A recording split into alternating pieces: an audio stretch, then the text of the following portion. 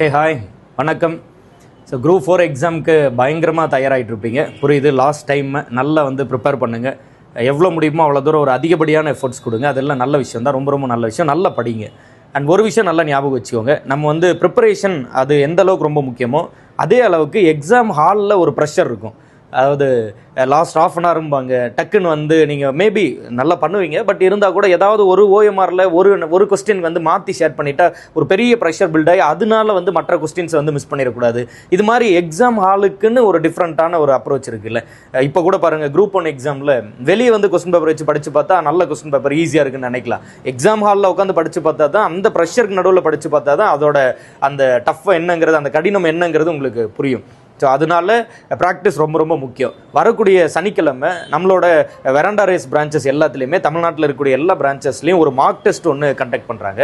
அந்த mark test எழுதி பாருங்கள். முன்கூட்டியே நீங்கள் எழுதி பார்க்கும்போது நம்ம என்ன மிஸ்டேக் பண்ணுறோம், இதில் என்ன சரி பண்ணிக்கணும் அப்படிங்கிறது தெரிஞ்சுக்கலாம். ஒரு எக்ஸாம் ஹாலுக்கான ஒரு கம்ப்ளீட் ஃபீல் உங்களுக்கு இருக்கும். அண்ட் மோர் ஓவர் தமிழ்நாட்டில் இருக்கக்கூடிய நம்பர் ஆஃப் ஸ்டூடெண்ட்ஸில் நீங்கள் என்ன ரேங்க்கில் இருக்கீங்க அப்படிங்கிறதும் தெரிஞ்சுக்கலாம்.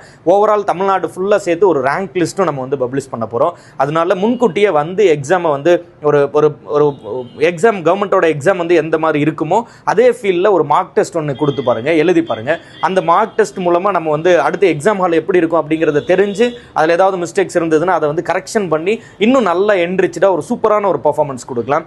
எவ்வளோ நல்ல ப்ரிப்பேர் பண்ணுற ஆஸ்பிரண்ட்டுமே கூட இந்த ஒரு விஷயத்தில் மிஸ்டேக் பண்ணிடுவாங்க. அந்த தப்பு நீங்கள் பண்ணாதீங்க. மார்க் டெஸ்ட் எழுதி பார்த்துக்கோங்க. ஓஎம்ஆரில் ஷேர் பண்ணி பாருங்கள். அதில் என்னென்ன முக்கியமான விஷயங்கள்லாம் இருக்குது அப்படிங்கிறத பற்றி எல்லாம் சொல்லுவாங்க. வரக்கூடிய சாட்டர்டே கம்பல்சரியாக நீங்கள் எழுதி பாருங்கள். Make use of it. Thank you.